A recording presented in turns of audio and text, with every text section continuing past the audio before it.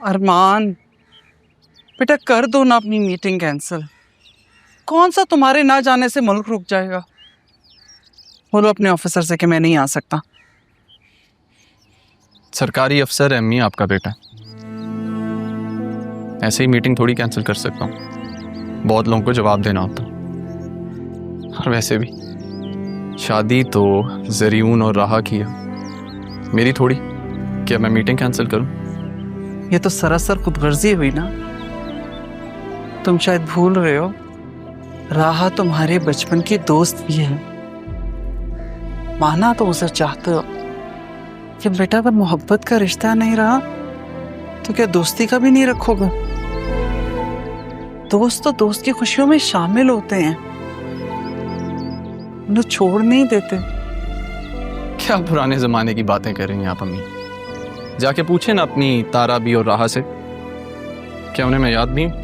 हमारा यूं ना जाना मुझे अच्छा नहीं लग रहा।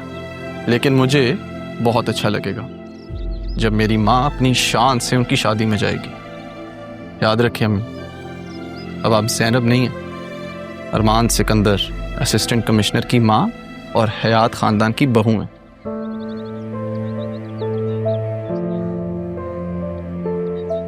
अच्छा, मुझे देर हो रही है, एक काम करना है रास्ते में, उसके बाद मीटिंग अटेंड करनी है, फिर एक दोस्त को भी मिलना है, तो मैं चलता हूँ।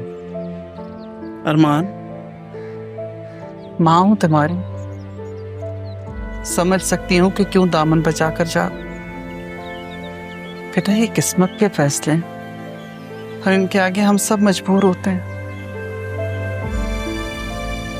मैं बस दुआ ही कर सकती हूँ कि रब तुम्हारे दिल को सुकून देते।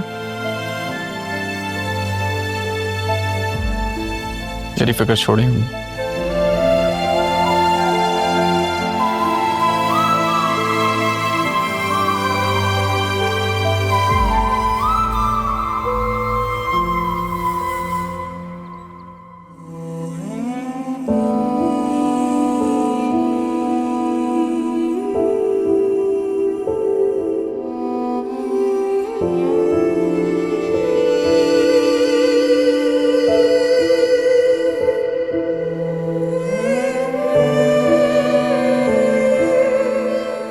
कैसी हो रहा? कैसी होंगी? नाना जान और आप सबकी ख्वाहिशों की भेंट चढ़ने के लिए तैयार हो रही हूँ।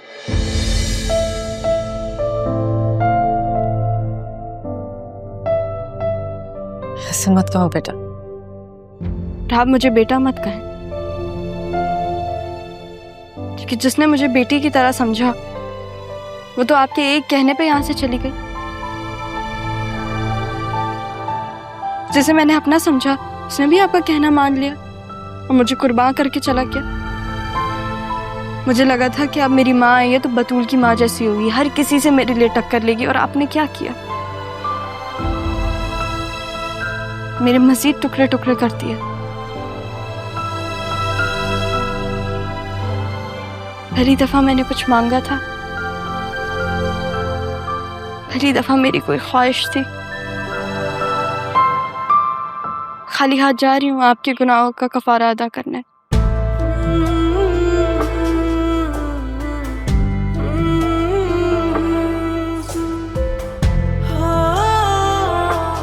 मेरी जिंदगी है तू।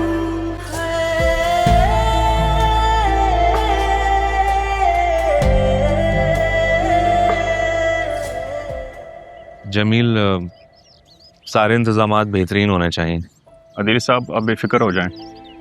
आपकी शादी के सारे इंतजामात भी तो हमने संभाले हुए थे। इंशाल्लाह राहा मैम की निकाह की तकरीब भी बहुत अच्छी रहेगी।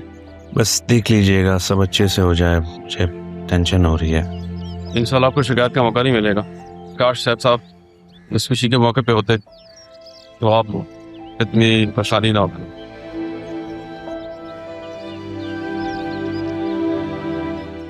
आप आज होते तो बाकी परेशानी नहीं होती मुझे।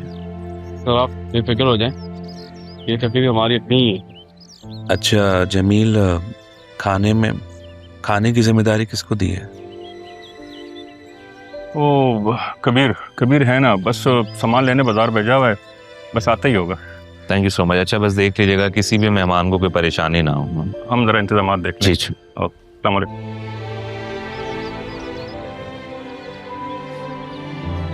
जाओ बेटा। राहा, बेटा तुम्हारा सामान मैंने सारा गाड़ी में रखवा दिया है। तुम जैसे ही पार्लर पहुंच जाओ ना तो मुझे एक मैसेज कर देना। इनफैक्ट वहाँ पे एक लड़की है नीलम, उसको बोलना वो तुम्हें असिस्ट करेगी, ठीक है? बतूल नहीं आ रही मेरे साथ? नहीं, कल सारा दिन मार्केट्स में रही है, शी इज टायर्ड, इसको थोड़ा रेस्ट करने दो। ये मैं उस वाला ऑफिस कर देती। अरे क्या ज़रूरत है अल्लाह हाफिज कहने की? तुम भी तो लेट हो रही हो, अपॉइंटमेंट ली हुई है तुम्हारी। आज जुम्मा है, थोड़ा सा आराम करे ताकि वो भी रात में अच्छे से तैयार हो। I'm sorry बेटा, मैंने जो कुछ भी किया वो ठीक नहीं था। अपने किए पे वाकई शर्मिंदा हूँ। अगर हो सके तो मुझे माफ कर दो। चाहे जो कुछ होना था वो ऐसा वो नहीं था। आप सॉरी मत करिए। स्पाई। ओके बेटा, हाफिज। तुम्हारी तबीयत ठीक है ना? क्यों?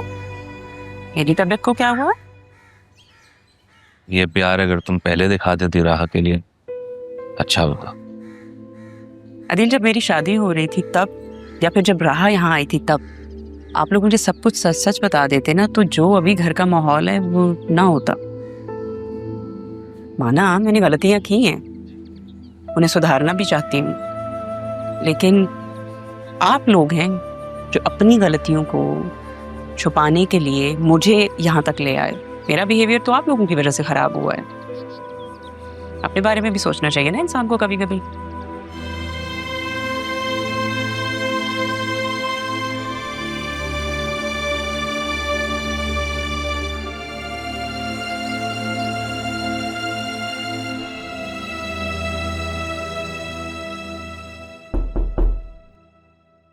Come in.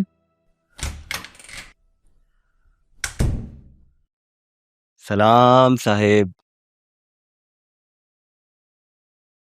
ये किस खुशी में? अरे ये सलामी तुम्हें नहीं बल्कि तुम्हारी बेवकूफ़ी को दे रहा हूं मैं। मतलब यही कि तुम्हारी आंखों के सामने तुम्हारी मोहब्बत किसी और की होने जा रही है, तो सल्यूट तो बनता है ना। मोहब्बत में इंसान को अपना वकार भी तो कायम रखना चाहिए। और फिर अपने खानदान की शनाख्त पाने के लिए मुझे कुछ वक्त चाहिए था ताकि अपनी हैसियत के मुताबिक बात कर सकूं। तो चुड़िया तोड़ गई ना, और मोहब्बत को खानदान और शनाख्त से तोलना ही था ना।